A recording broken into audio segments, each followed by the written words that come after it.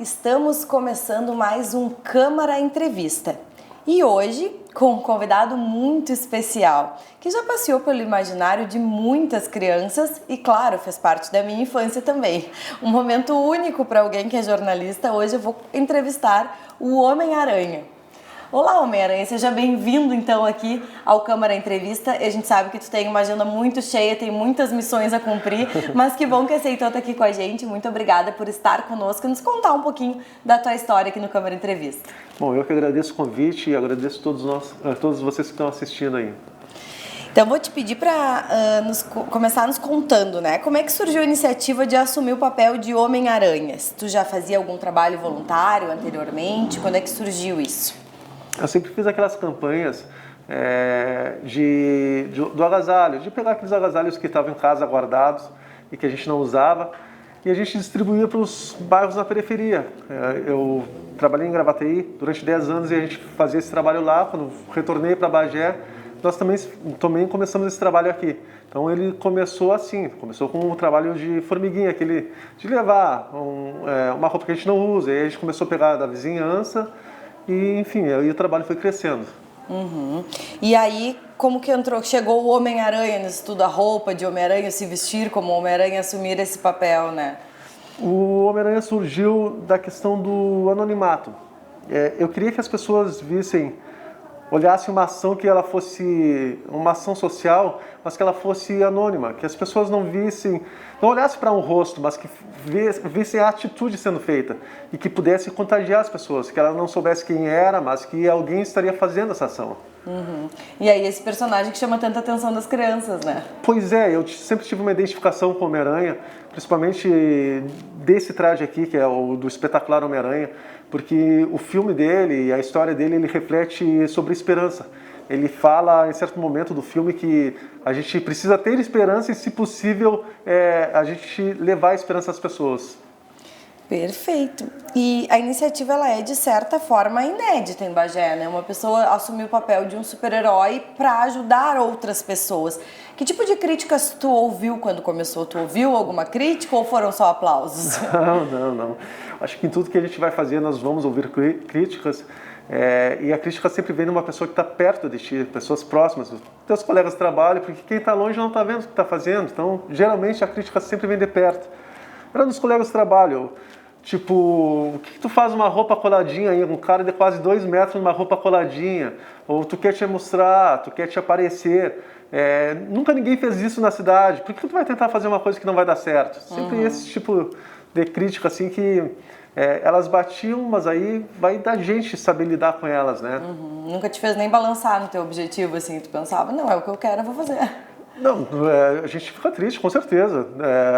Só que maior que a tristeza é a vontade de tu continuar fazendo trabalho. Então, por mais que vinham críticas, eu sabia que hora menos hora alguém estava sendo beneficiado. E toda vez que a gente recebia uma crítica, quando a gente ia fazer uma entrega de roupas e tu via o brilho de olhar de uma criança com admiração, dela falar com o Homem-Aranha, falar que tu é o herói dela, e aí tu conseguir dar uma palavra. Porque geralmente onde a gente levava as roupas e alimentos eram periferias. Então a perspectiva de ser alguém na vida não é tão grande assim. E o Homem-Aranha é o herói da vizinhança, então levava assim, pô, estuda, te comporta, e aquilo te fazia bem, então superava as críticas. Eu acho que a vontade de fazer tem que superar as críticas. E algumas pessoas que criticaram, que eram próximas, né, como tu disse, hoje olham e dizem, eu estava errado, tu estava indo pelo caminho certo, ou também muitos não deram o braço a torcer? Não. Do pessoal que criticou, não. Eu nunca ouvi assim uma retratação, não. Eu já ajudei pessoas que criticaram e aí chegou a oportunidade de fazer algo em questão de saúde. A gente ajudou porque eu acho que cada um oferece o que tem no coração. É isso que tu oferece, eu ofereço o que eu tenho. A gente oferece a sua essência, né? Verdade.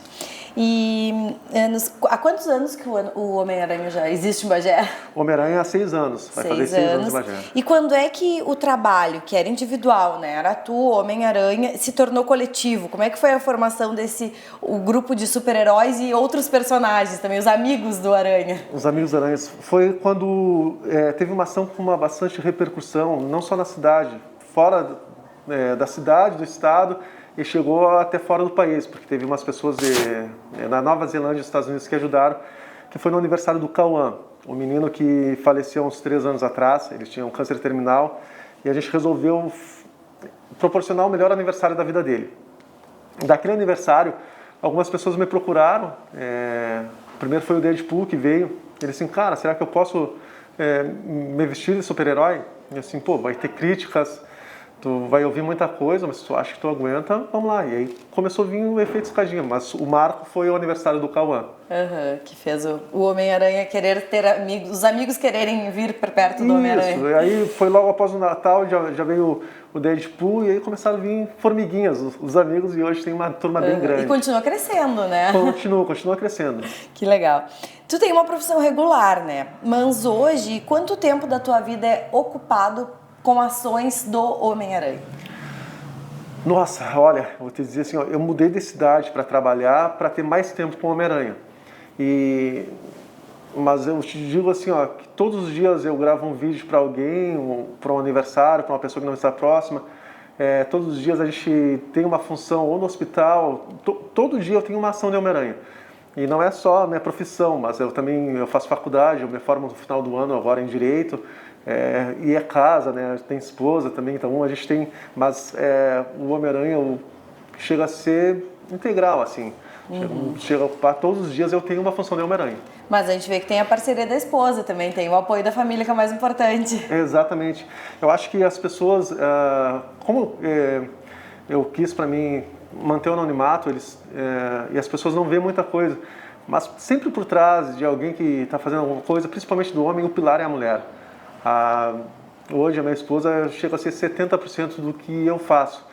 É ela que me incentiva quando eu estou cansado, é ela que me faz sair da minha zona de conforto, é ela que fala assim, pô, não liga porque estão falando. Então ela é muito mais que o Homem-Aranha, ela é o pilar do Homem-Aranha. Quem ganha com isso são os bagienses, né? Que agradecem esse apoio todo. As atividades, né, do Homem-Aranha e seus amigos, elas vão desde arrecadações até visitas em entidades. Como é que são escolhidas as iniciativas que vão ser ajudadas? Porque imagino que devem chegar muitos pedidos para vocês, né, agora que o grupo é conhecido. Como é que é essa seleção, assim, do que vocês vão dar conta ou do que tem que fazer primeiro? A gente faz uma triagem e coloca algumas prioridades. Geralmente saúde é a prioridade. Alguém que precise de um exame que a gente sabe que às vezes tem pelo município, mas vai ter uma demora e isso está tudo bem, porque são os trâmites legais. Mas a gente tenta agilizar todos os procedimentos de saúde, para depois colocar outros pequenos sonhos, como às vezes chega o sonho de um menino que quer conhecer o quartel da brigada. Então a gente proporciona, dá uma carona para ele lá. Uma menina que o sonho dela é ser policial militar, a gente consegue ver que uma viatura vá lá, converse com eles. O próprio exército, mas a gente sempre dá uma prioridade para a saúde. Tudo que envolva a saúde, alguma visita em hospital, algum paciente oncológico que precise de alguma demanda, a gente tenta dar essa prioridade. E além das campanhas de arrecadação, né, dessas visitas e tudo mais, vocês também fazem trabalhos com resultado mais imediato, que seriam as visitas, a recepção do pronto-socorro, da UPA. Como é que surgiu e como é que vocês mantêm esse tipo de atividade?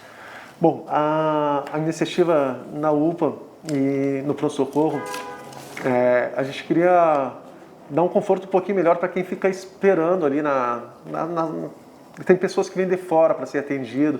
Um dia eu passei lá e vi muita gente, nós fomos fazer uma visita no hospital e tinha muita gente esperando. E aí surgiu a ideia, porque quem sabe a gente não leva um pouquinho de conforto para quem está esperando lá.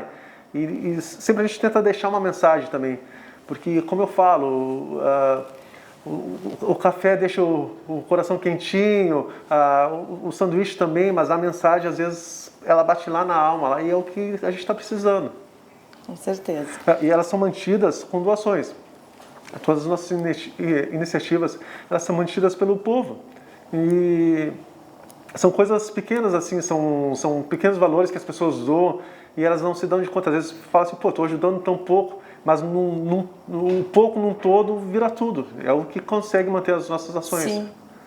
A gente pode calcular, né, o número, por exemplo, de habitantes da cidade, se cada um doa R$1, quanto que vai dar, né? Um valor que R$1 não faz muita diferença. Claro, para algumas pessoas a gente sabe que faz, mas para muitas, não, né? E pode ajudar muito quando se soma. Exato, nós fizemos uma campanha para uma menina e o vídeo foi assim, ó, se você tiver como doar R$1 e compartilhar o vídeo, a gente vai ajudar muito essa menina. O último contato que a gente teve tinha, eu acho que R$10.000 em doações. Então, de R$1, esse ano o Pix de 1,75, de 2,25, Pix de pequenos valores assim, conseguiu ajudar uma menina que vai ter um tratamento com um pouco mais de conforto. Com certeza.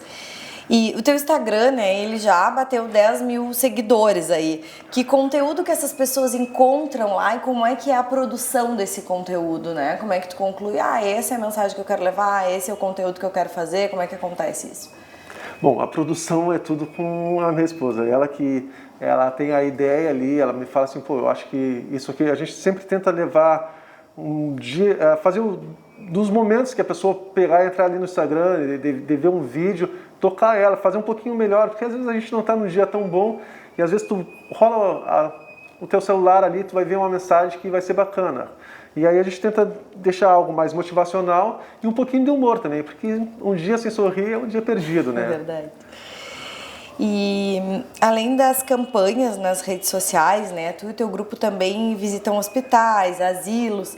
Quando é que aconteceu o Dr. Miranha? É possível agendar uma visita? Como é que foi esse surgimento? O Dr. Miranha surgiu quando eu fiz uma visita no hospital e para as crianças é mais lúdico o Homem-Aranha, mas para os adultos às vezes é difícil, então eu pensei assim, e se a gente pudesse fazer um breve diagnóstico dos sentimentos e fazer uma receita um pouco inusitada. E aí foi onde surgiu, eu comprei o material todo de doutor ali, o jaleco, enfim. E aí eu fiz a primeira visita ali no hospital universitário, com o pessoal que fazia hemodiálise, e a recepção foi formidável, assim, conseguimos arrancar muitos sorrisos, as pessoas sorriram e aí pediram para retornar lá. E são 4 turmas de pacientes que fazem a hemodiálise ali e a gente está tentando agendar, mas pode agendar sim, já agendamos também aqui na Santa Casa de Bagé, uma senhora viu o vídeo e ela queria ver o Dr. Miranha. E aí a gente conseguiu agendar, fomos lá e visitamos ela. Mas é um trabalho que está sendo bem bacana, assim, principalmente para os pacientes, que a gente tenta tirar um sorriso do outro e cai um pouco aquele ambiente que está no hospital, né? Claro. Agora no final a gente vai passar os contatos aí para quem quiser agendar a presença do Homem-Aranha ou do Dr. Miranha, né? E quem faz um trabalho voluntário, né, em geral, diz que essa ajuda ela traz uma série de sentimentos positivos. Tu já me relatou aqui desde o início da entrevista que sim, né, que tem esse sentimento, que tu te sente bem de fazer isso, que é isso que tu acredita que vale a pena. Nos conta, tem algum fato em específico, algum caso, alguma história? Se já aconteceu muitas vezes, ou foi em uma mais específica, assim, do Homem-Aranha ter tido que segurar as lágrimas dentro da máscara?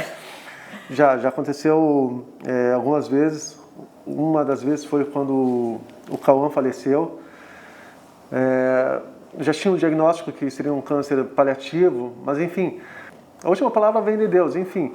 E foi um momento que a mãe dele pediu para ir de Homem-Aranha no velório dele. Foi... como teve uma... Putz, desculpa. Emociona também. Como teve uma atmosfera, sei lá, de cura. A gente, até o último momento a gente tem esperança que vai dar tudo certo. Foi um momento que não deu pra gente segurar e, embora as pessoas não vejam, muitas vezes a máscara fica bem molhada de lágrimas, mas não só de tristeza, de felicidade, porque eu já vi muita gente ser curado do câncer e bater aquele sino ali, então te motiva, esse tipo de coisa te motiva. E são muitos os casos, né, que a gente vê, assim, que vocês acompanham, como tu falou, de pedido para campanha para fazer um exame, para fazer um tratamento, né, porque a gente sabe que a fila do SUS faz parte, que nem tu falou, é demorado, né, o processo é lento, enfim, às vezes a pessoa tem pressa, a saúde tem pressa, não pode esperar, né? Exato. E muitas vezes é uma criança, né, e muitas vezes são crianças com câncer, e alguns com câncer terminal, né? Sim. Como é que fica o teu sentimento, assim, em relação a isso, porque a gente sabe que a morte de criança... Claro que a morte sempre choca, sempre é ruim. A gente nasce com a certeza que vai morrer. A gente tem a certeza que vai perder pessoas que a gente ama. Mas quando essa hora chega, a gente nunca tá preparado, a gente nunca vai estar pronto, né? Como é que é lidar com isso, assim como no caso do Cauã, que tu acabou te apegando, né? Acabou tendo um afeto por aquela criança, por aquela família, né? Viu aquela mãe viver aquela dor. E outros casos, assim, como é que hoje tu lida com isso? Fica impossível ter uma barreira e não sentir? Não, sente? Como é que acontece? Sentir, a gente sente. Eu acho que o ser humano que falar que quando tu vê perder alguém tu não vai sentir, ele deixou de ser ser humano, porque aí tu já não tem mais sentimentos. Aí a frieza habitou completamente o teu coração. Mas eu comecei a aprender algumas coisas.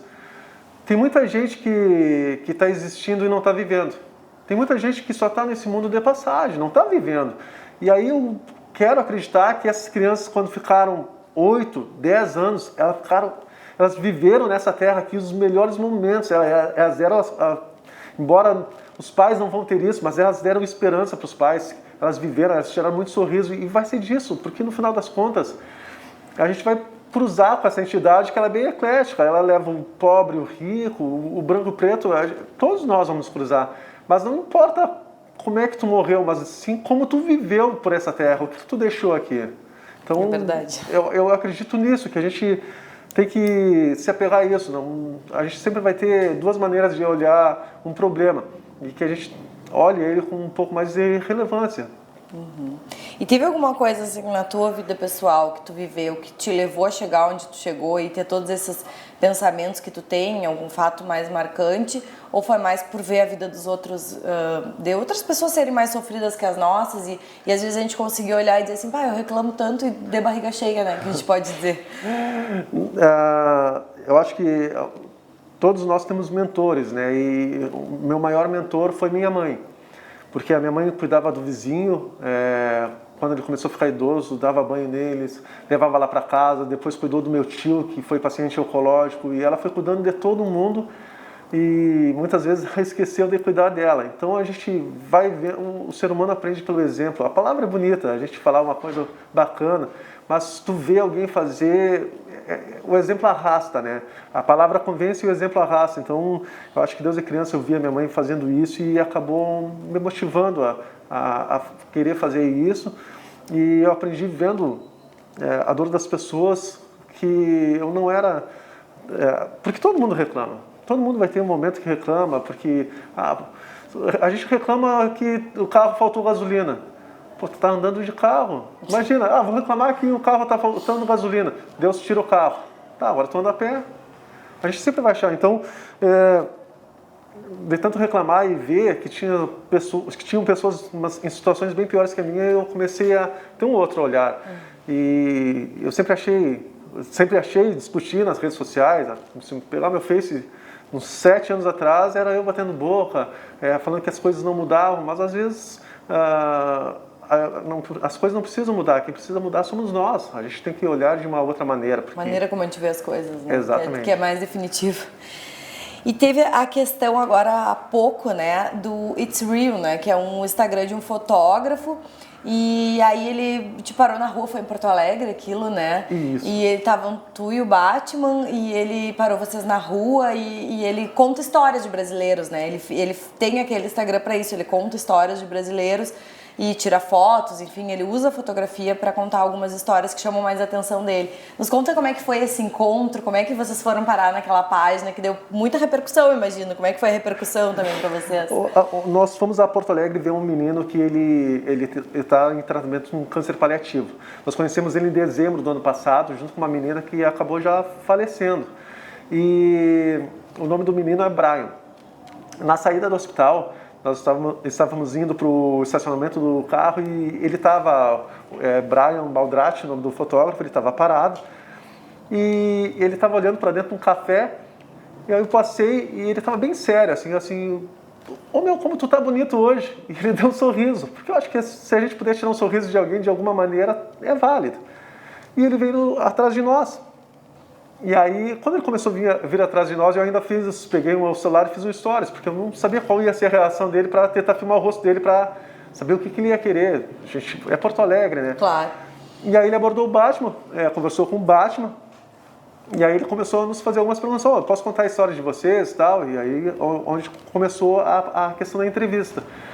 E no momento ele falou assim, olha, eu faço um conteúdo, sou fotógrafo, ele é do Paraná, e eu conto histórias dos brasileiros. E aí ele fez toda aquela entrevista, tirou as fotos, e aí, só que eu não sabia qual é a proporção que eles tinham de alcance, nós não sabíamos, eu não conhecia o trabalho dele, e aí foi que quando ele me chamou para publicar o vídeo, ele me chamou no WhatsApp, pegou meu WhatsApp e falou assim, vou publicar o vídeo, tá? Vou te mandar as fotos. Aí ele mandou as fotos e a gente descobriu que ele tinha mais ou menos 1.900.000 seguidores. E aí quando ele publicou esse vídeo, pô, aí deu um boom, né? Todo mundo começou a nos chamar ali, a elogiar o trabalho. Vieram outras pessoas do Instagram ali, muita gente comentou. O alcance os seguidores devem ter crescido também. Cresceram bastante, acho que quase 3.000 seguidores eu acho que deu uma semana do vídeo publicado no domingo. Então surgiu muitas pessoas assim, o pessoal de São Paulo que fazia uma entrevista, enfim, deu uma repercussão bem grande, e isso foi bom porque assim nos ajuda no nosso trabalho. Nosso trabalho praticamente ele nas redes sociais. Tudo que a gente precisa para alcançar para alguma pessoa, a gente faz nas redes sociais. Então isso para nós é maravilhoso. Que é onde tudo acontece hoje, né? É onde tudo acontece, pode dizer. Exato. E, assim, muito boa a nossa conversa, né? Muito legal saber, assim, que existem pessoas que se doam, que sabem que fazer a diferença, né, faz bem, pode ajudar alguém, a gente pode fazer diferente, a gente pode levantar todos os dias e dizer, mas a minha vida é uma droga, ou a gente pode reagir àquilo, né? E às vezes é nas pequenas coisas, né? Porque não são nas grandes, não precisa ganhar na loteria. Às vezes a loteria é um sorriso de uma criança. Exato. E que a gente ganhou naquele dia. E eu acredito que é isso que vocês valorizam com o trabalho de vocês, teu grupo de amigos, né? Então a gente vai encerrar com uma última pergunta, mas antes eu quero te parabenizar por essa iniciativa, assim, porque é muito legal mesmo, a gente sabe que... Eu sempre falo aqui nos Câmaras Entrevistas, né? Na maioria dos assuntos que a gente trata, a gente chega à conclusão que é cada um fazendo a sua parte. Exato. E é sobre isso, né? E digamos que tu e o teu grupo fazem a parte de vocês de mais alguém, porque tem gente que não faz às vezes. A pessoa não levanta do sofá, a pessoa, olha lá, tá sempre pedindo. Ou, já tá um doente pedindo porque tá na fila do SUS aí, por que não espera isso aqui? A gente não entende o que se passa entre quatro paredes, o que se passa na vida de alguém, o que alguém tá vivendo. Então, às vezes, muitas vezes, na maioria, a gente deveria ficar quieto e não julgar, né? Exatamente. Se não pode ajudar, ficar quieto. Mas as pessoas não nos poupam disso, às vezes. Então, eu queria te parabenizar todos os amigos do Homem-Aranha também por todo esse trabalho que vocês fazem, né? Por ter aceitado estar aqui conosco, que é, sei lá, meia hora, enfim, que tá aqui, não tá ajudando alguém, mas que essa entrevista toca algum coração e já tá valendo pra gente, né? Ótimo. Já é uma forma de ajudar.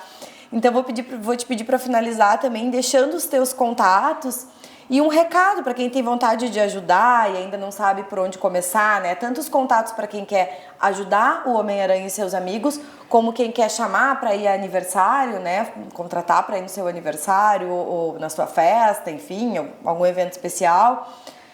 Ou fazer uma visita, né? Ou escutou a entrevista e disse, um fulano que eu conheço se encaixa aí, que tá precisando de uma ajuda, ou enfim...